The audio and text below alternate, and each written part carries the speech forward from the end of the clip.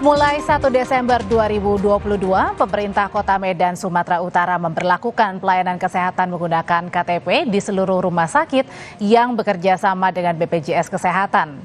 Layanan ini gratis, saudara, bagi masyarakat kurang mampu yang tidak punya kartu BPJS Kesehatan. Universal Health Coverage atau UHC, program kesehatan pemerintah Kota Medan yang memudahkan masyarakat mendapat layanan kesehatan di rumah sakit dan puskesmas. Warga, saudara, cukup membawa KTP yang terkoneksi dengan nomor BPJS Kesehatan. Bagi masyarakat kurang mampu yang belum memiliki BPJS Kesehatan akan langsung didaftarkan sebagai anggota kelas 3 gratis selama 1 tahun. Salah satu puskesmas yang sudah memberlakukan UHC adalah Puskesmas Padang Bulan, Kota Medan. Sudah melayani sejak ketentuannya disampaikan oleh Bapak Wali Kota tanggal 1 Desember. Bila ada pasien yang datang untuk mau mempergunakan UHC, kalau dia tidak paham kita akan jelaskan sesuai prosedur bagaimana yang telah ditentukan di dalam BPJS. Insya Allah dalam beberapa hari ini yang sudah berjalan, bila kita jelaskan pasien paham, bila belum paham kita kembali edukasi dan semoga semuanya berjalan lancar. Informasi terkini soal program Universal Health Coverage dan capaian pemerintah Kota Medan di tahun 2022, jurnalis Kompas TV Stephanie Pandia akan berbincang dengan Wali Kota Medan Bobi Nasution. Silakan Stephanie. Ya, dan juga saudara, selamat petang. Betul sekali, sudah banyak sekali ya program yang dilakukan atau dilaksanakan oleh Pemko Medan pada tahun 2022 ini. Nah, di akhir tahun ini ada baiknya kita berbincang dengan Wali Kota Medan, Bang Bobi Nasution, terkait dengan program apa saja sih yang sudah dilakukan oleh Pemko Medan selama 1 tahun terakhir.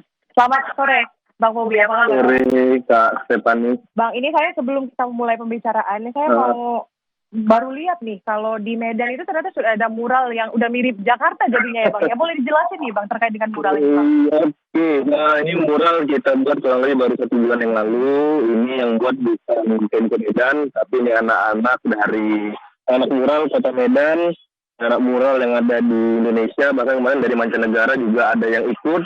Bahkan dari, saya dengar kemarin termasuk dari Ukraina dan Rusia itu ikut partisipasi dalam pembuatan mural ini.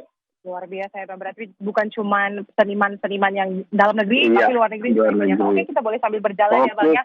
Nah, tadi kita sudah simak sebentar bahwa tahun 2022 ini sudah ada peningkatan pelayanan juga ya yang dilakukan oleh Pemko Medan. Nah, untuk pelayanan sendiri Bang, ini pelayanan apa saja sih yang sudah dilakukan oleh Pemko Medan selama tahun 2022 Bang? Untuk pelayanan di Pemko Medan untuk kita tujuan kepada masyarakat Kota Medan tentunya ini kita bagi dua tentunya Kak ya. Ada layanan berbentuk fisik tentunya, bangunan fisik ataupun bangunan secara fisik, dan juga layanan secara non fisik ataupun program. Ada di beberapa salah satu program prioritas kami, misalnya di kesehatan, di bidang UMKM, dan masih banyak lagi misalnya di pendidikan. Ini banyak yang kita lakukan, contohnya di kesehatan. Medan hari ini sudah masuk ke kategori UHC. Ini kita inginkan seluruh masyarakat Kota Medan tercover masalah kesehatannya, karena kita sama-sama sudah pernah merasakan masalah kesehatan ini dampaknya sangat luar biasa sekali, dari kesehatan masuk ke masalah ekonomi, masalah sosial dan semuanya. Jadi kita pengen kalau ada nanti kedepannya permasalahan kesehatan di Kota Medan, seluruh masyarakat Kota Medan ini bisa tercover. Nah, ini kita kerjasama dengan BPJS, tentunya UHC ini kita mempermudahkan pertama masyarakat dapat layanan kesehatan, yang juga membantu kita untuk pendataan. Karena ya nggak bisa kita pungkiri, UHC ini tentunya bukan hanya menggunakan anggaran APBD ataupun APBN, tapi ada juga yang mandiri, ada juga dari perusahaan-perusahaan, baik swasta ataupun BUMN ataupun BUMD. Ini terkadang masih ada yang belum tercover karyawannya. Nanti dari sini kita lihat berapa banyak sih sebenarnya para pekerja ini yang belum tercover. Nanti ini wajib ditanggung oleh perusahaannya masing-masing. Nah ini salah satu percepatannya. Selain itu juga setelah kita memastikan tercover secara kesehatan seluruh masyarakatnya, poin berikutnya adalah percepatan tanggapan terhadap kesehatan. Kita sekarang juga sudah launching PSC 119 ini untuk pelayanan kedaruratan. baik itu kejadian lalu lintas, kecelakaan lalu lintas, ataupun kejadian gawat dan daruratan kesehatan yang ada di rumah, misalnya serangan jantung di rumah, serangan stroke, nah ini ataupun yang lain-lain. Nah ini kita berikan layanan tanggap darurat PSC 119. Nah ini kita ingin salah satunya di kesehatan yang saya jelaskan barusan itu. Untuk yang kalau saya tidak salah Adminduk juga sudah ada ya Bang ya? Adminduk ya, ini Adminduk tentunya sebenarnya masyarakat simpel permintaannya, cepat dan ya kalau memang ada retribusi jelas retribusinya. Kalau tidak ada retribusi ya masalah pembayaran itu ya diinformasikan apa sih yang bayar, apa sih yang tidak terinformasikan sehingga kita nggak tahu nih, ini harusnya nggak bayar, tahu-taunya seolah ada administrasi padahal tidak ada. Nah ini kita buat adalah tentunya mempercepat layanan masalah Adminduk karena ini sudah layanan sangat dasar lah saya bilang, karena semua layanan kita ini kalau tidak ada data diri nggak akan bisa terkonek. Jadi layanan Adminduk, layanan data diri ini kita percepat, mulai dari kita kerjasama dengan beberapa stakeholder, termasuk kita sekarang menggunakan juga kerjasama juga kolaborasi dengan rumah-rumah ibadah, karena kita tahu itu salah yang namanya layanan kan kita tentunya cari yang titik kumpulnya yang banyak. Salah satu titik yang banyak kumpul tanpa kita mengumpulkan itu adalah tempat-tempat ataupun rumah-rumah ibadah seperti masjid, gereja,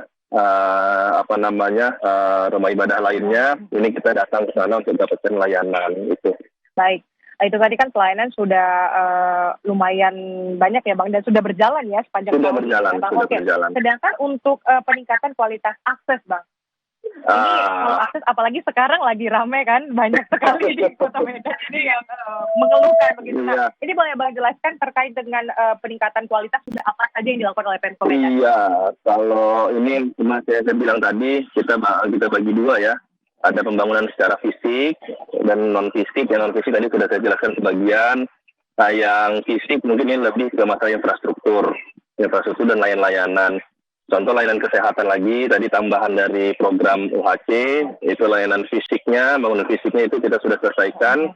Rumah sakit yang ada di Medan ini, orang bilangnya kalau bisa di Medan ini, Medan kota sama Medan bagian utara. Orang perlu mengesankan seperti itu, karena memang kota Medan lumayan luas, aksesnya juga agak sedikit lebih jauh ya, dari Medan bagian utara ke Medan Selatan. Jadi beberapa fasilitas memang masih terbatas di Medan bagian utara. Salah satunya fasilitas kesehatan, ini sekarang sudah kita selesaikan Rumah Sakit Bahtiar Djafar. Ini sudah kita resmikan kemarin. Nah ini fungsinya untuk menampung para masyarakat khususnya di Medan bagian utara agar tidak sulit-sulit lagi mendapatkan akses kesehatan yang ada di Medan bagian utara, itu salah satunya. Dan yang lainnya tentunya yang Stefani bilang tadi yang banyak dikeluhkan, ya ini pertama saya mohon maaf dulu kepada masyarakat Kota Medan. Mungkin selama pembangunan yang kita lakukan oleh pemerintah Kota Medan banyak yang terganggu. Karena namanya pembangunan pasti, selama masa pembangunan pasti ada efeknya.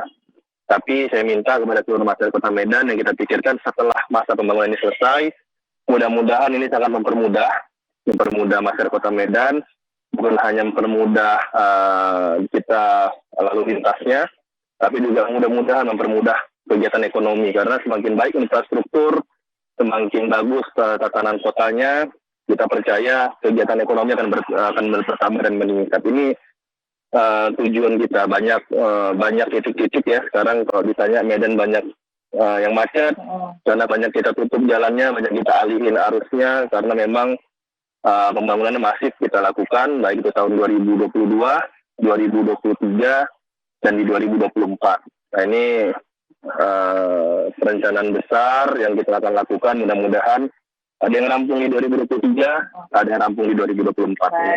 Baik. Terima kasih Bang Bobi atas luar biasa ya, sudah banyak sekali program yang dilakukan oleh Pemko Medan. Semoga lancar 2023 ya Bang ya. Iya, amin. Audrey dan juga saudara, tadi berikut hasil perbincangan saya dengan Wali Kota Medan Bapak Bobi Nasution yang mengatakan bahwa memang sudah banyak sekali peningkatan kualitas yang dilakukan oleh Pemko Medan, baik dari segi layanan ataupun kualitas sendiri. Dan tentunya kita warga Medan menunggu program-program lainnya di tahun 2023. Demikian Audrey. Stefani Padia, jurnalis Kompas TV, terima kasih atas laporannya dari Medan, Sumatera. Usai jeda, saudara, kami kembali dengan informasi dari Ketua Umum PDI Perjuangan Megawati Soekarno Putri segera mengumumkan nama calon presiden yang akan diusung pada pemilihan presiden 2024 dalam waktu dekat. Pembahasannya akan kami hadirkan usai jeda.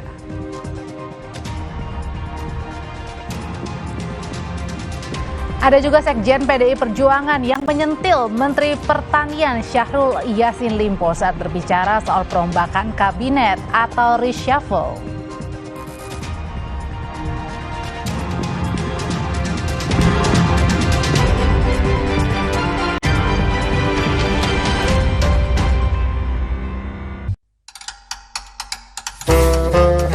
Serunya saat bersama keluarga. Aku bahagia banget.